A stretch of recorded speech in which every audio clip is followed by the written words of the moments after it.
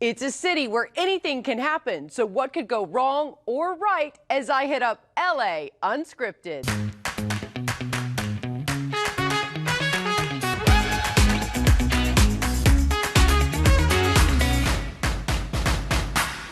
There is no place better to live, work, and enjoy life than Southern California. Hi everyone, I'm Dana Devin, and this is your guide to all things good. Today we went off script here at the iconic Fine Arts Theater in Beverly Hills, and we are ready to roll. Now, revealing a local must.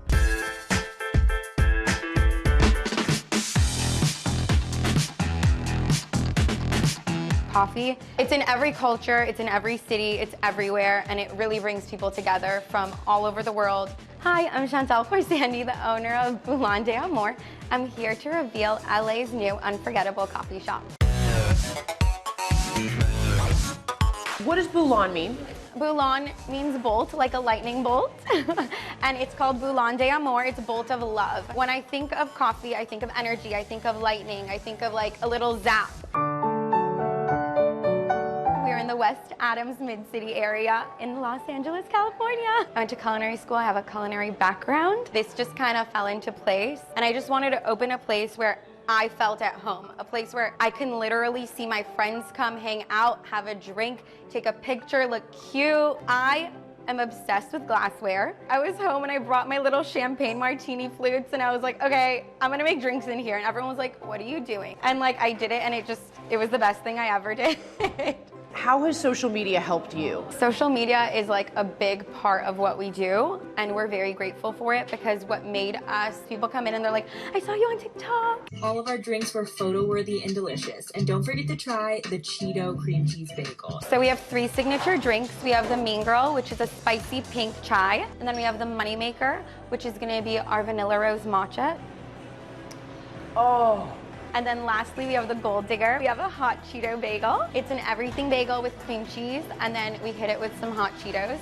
It's something I used to do in middle school. When I had a bagel here for some reason, I was like, I need to put hot Cheetos on this. Wow, that's really good. So we're gonna be making the Money Maker. She's floral, she's creamy, she's very refreshing. And then we're gonna take our vanilla rose syrup. This is the key right here, ladies and gentlemen. Can I Give smell it a smell. Oh, God, I want to wear that as perfume.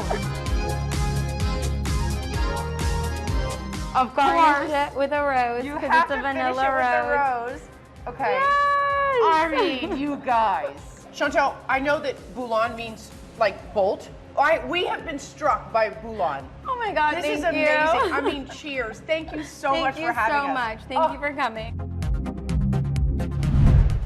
Where should we go off script next? DM or email us and let us know. And now more to keep you in the know.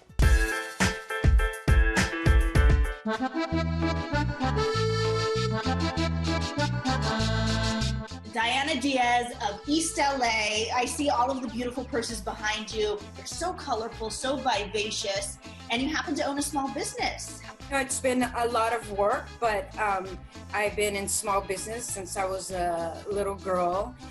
I sell 2 leather handbags that represent my beautiful culture, my background, and it's very celebrated here in LA. Take me back to your roots. What inspired you to start Mexi Chic Crafts? My mom and dad, they are immigrants. They're from Mexico. My dad's from Jalisco. I grew up in a very Mexican macho household, and my dad started his own business because he didn't want to work for the man, you know, and I got to observe all of that, you know, what it takes to run a business, how much work it is. They taught us how to sew, how to stuff pillows, how to package, you know, the bedding, and during tough times, you know, tough months, they would take us out to Cesar Chavez and I would be selling in front of Lucky's, you know. I started making purses on my own with the scraps that my dad had left over, and without even really realizing, I became a purse designer. At what age? You know, I was selling purses in my 20s. I used to go out to the Melrose Outpost and on Fairfax High School every weekend. I stopped for a while because, you know, I went to college. And I got married and I raised my family. It was the summer of 2007. I started selling the plastic woven Oaxaca purses. When I realized that I was really enjoying it, decided to launch myself with a bigger investment, which became the leather. That journey with getting into leather purse making, you partnered up with a maker in Mexico. I saw the product in Mexico during one of my trips, and I happened to meet the man that was making them, that was running a small company. And I was a little hesitant. It took me a while before I decided, and we started communicating over WhatsApp. Eventually I came out and we go back and forth, and he sends me samples. Coming soon, a Mexi Chic Crafts boutique. Stay tuned. I'm collaborating with other artists and jewelry designers from Mexico. You can find all these items at MexiChicCrafts.com or on Instagram at Mexi Chic Crafts. Thank you, Diana. Okay, LA Unscripted is just getting started. Coming up, more local hotspots and hidden gems. Plus, dare me to do it? I think you know I'll say yes. LA Unscripted from the Fine Arts Theater in Beverly Hills. We'll be right back.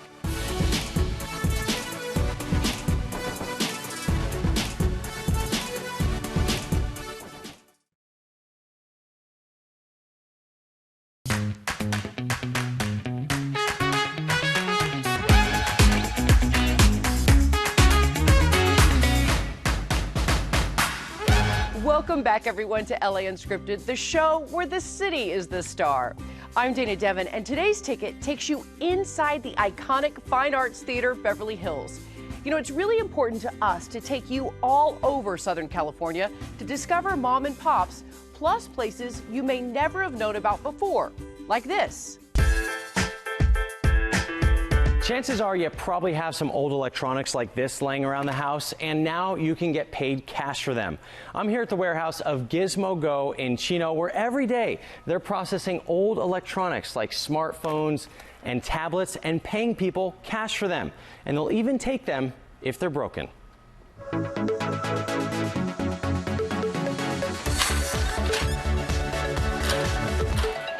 I see a lot of old phones. Yes, so this is our receiving area.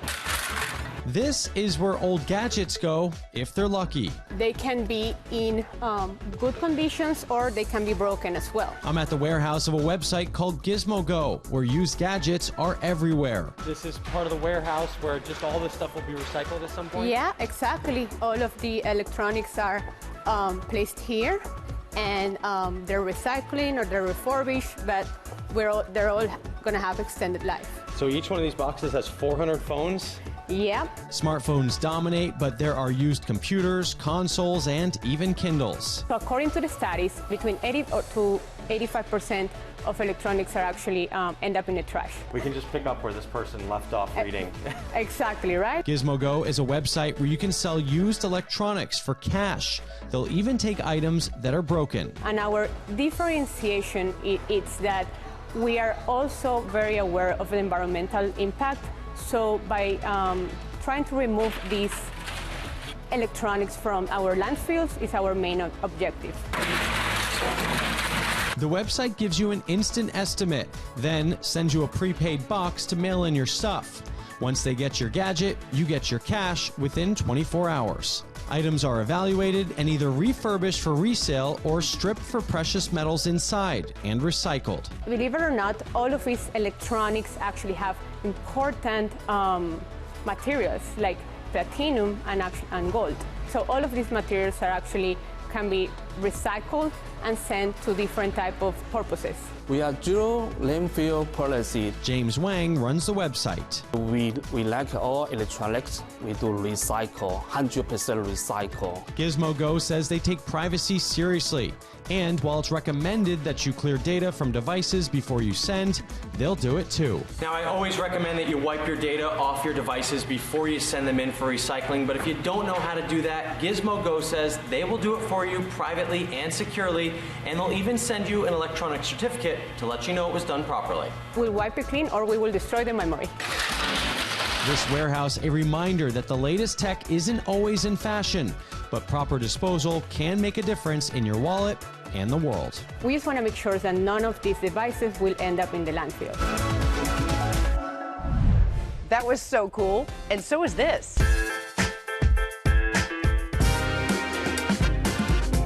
To be living lively means to be living a life full of passion, purpose, and confidence. I'm Michelle Cordero Grant, founder and CEO of Lively. I'm the daughter of 2 Indian immigrant parents. I grew up in rural Pennsylvania, and I lived the first 25 years of my life just trying to fit in and live towards perceived expectation. And the tenure of my career was actually at Victoria's Secret, one of the most powerful brands in the world, having serious human impact on both your physical and mental state of being.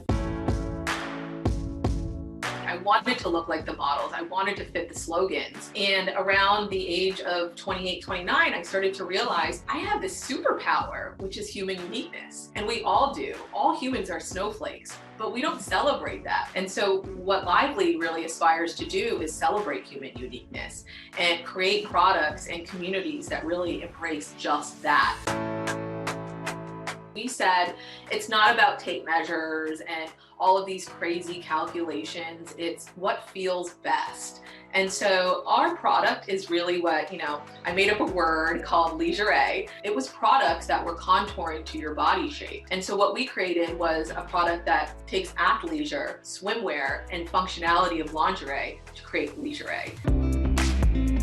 The impact that we've heard Lively have on our community and women all across this country has been phenomenal. Women finally are celebrating a category that they hated, that was a chore, that was just something that we didn't even want to talk about bra shopping. But now it's celebrated like shoe shopping and buying dresses. It's because they've realized that when you feel good for yourself, when you're putting something on to feel good for you, not for your significant other, your inner confidence just oozes.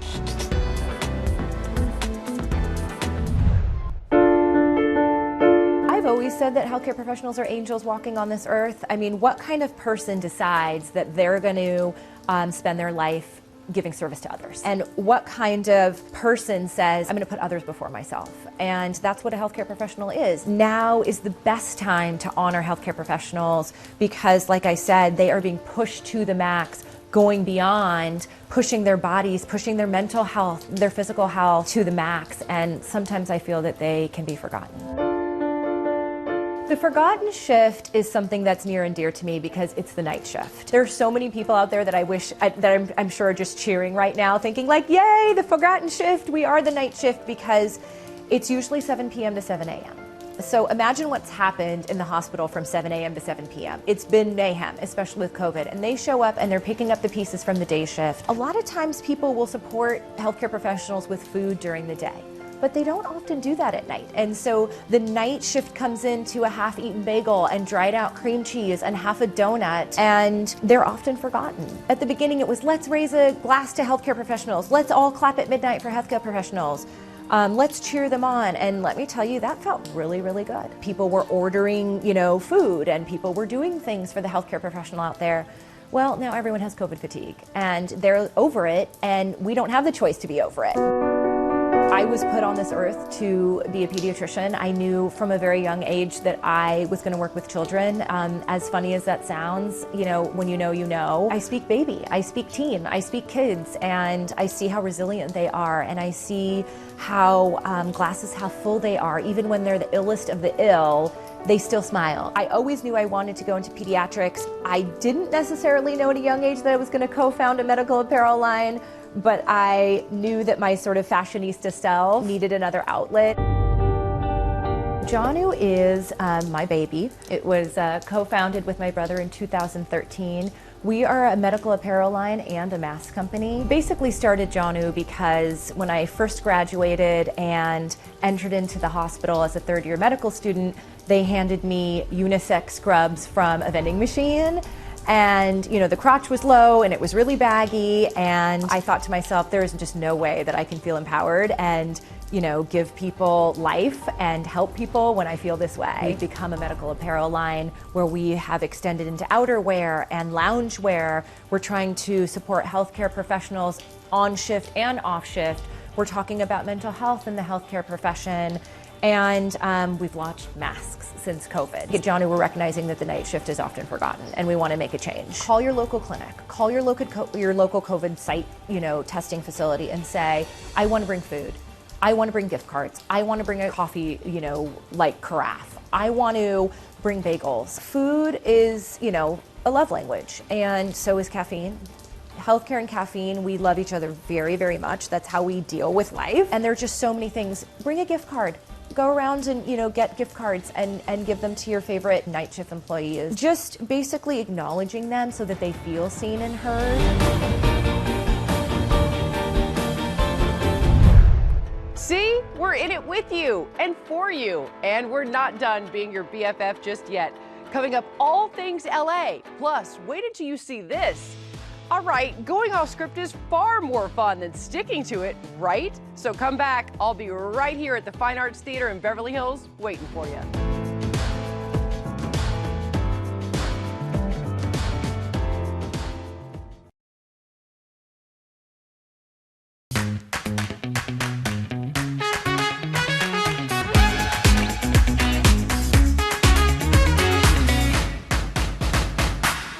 What does going off script mean to you? Well, to us, it means trying new things, traveling off the beaten path, reaching out to others, and pushing ourselves outside of our comfort zones. Way outside, like this. Hey, my name is Sierra Prescott, and Dana, I dare you to go skateboarding with me.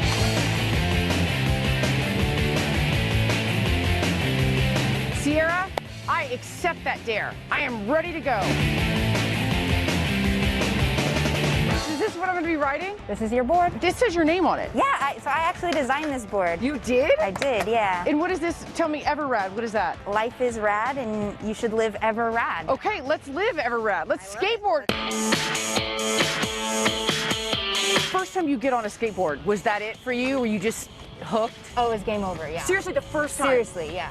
It's just this feeling. It's a feeling besides walking. It's being able to get places in style. For you, it's like the equivalent of yoga. Tell me why. Because it is very mindful and it's very mental. Like, I like to say that skateboarding is 90% mental, 10% your body, 10% physical. It's like, if you physically can't picture yourself doing it, you can't do it. I have never ridden a skateboard in my life. Okay. I know nothing. What do you know about sports? What do you play? Tennis. Okay, so when you're on the court and you're in this you're position, kind of ready right? position. That's your ready position. That's going to be your comfy stance on the board. And if you feel like you're going to lose your balance, don't take one foot off, just jump off. And remember, stay bent over this front leg. So you're just standing on one foot right now. Push and pivot. You know, when you think about skateboarders, usually you think about male skateboarders. So when you come to like a skateboard park like this, what's the reaction you get from some of the men that are skateboarding or the boys? You definitely will get noticed. I would say the reaction is mixed. It's getting more towards being something that everyone can do, and I think that's my goal and the reason that I do it, try and let everyone know that you can be a girl, you can be a boy, you can be young, you can be old. So push first. Okay. Move your foot back. Tic-tac. There you go. I'm doing it. Yeah.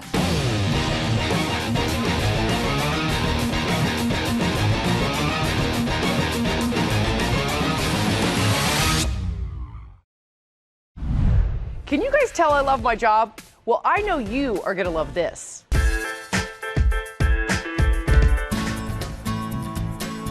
I'm with you sometimes where I feel like I need to go a little bit lower in the carbs because I love pasta and bread and rice and all that. So this still feels kind of decadent, but it's on a portobello mushroom. And portobello mushrooms are so great because they feel hearty. You can fill them with all kinds of things. A tip with stuffing portobello mushrooms. All the gills, I scrape all of that out with a spoon. I put some olive oil, stick it in the oven about 400 degrees. It didn't take very long. You don't want it completely soft. It wants to have a little bit there so they don't completely fall apart when you stuff them. What do you stuff them with? Philly cheesesteak toppings. So steak, provolone cheese, onions, peppers. So I got my steak, good amount of salt, pepper, both sides, and then let's put it in. While our steak is going, I cut up 2 onions, now green pepper, get our seeds out, and same thing, we're gonna cut our green pepper about the same size as our onion.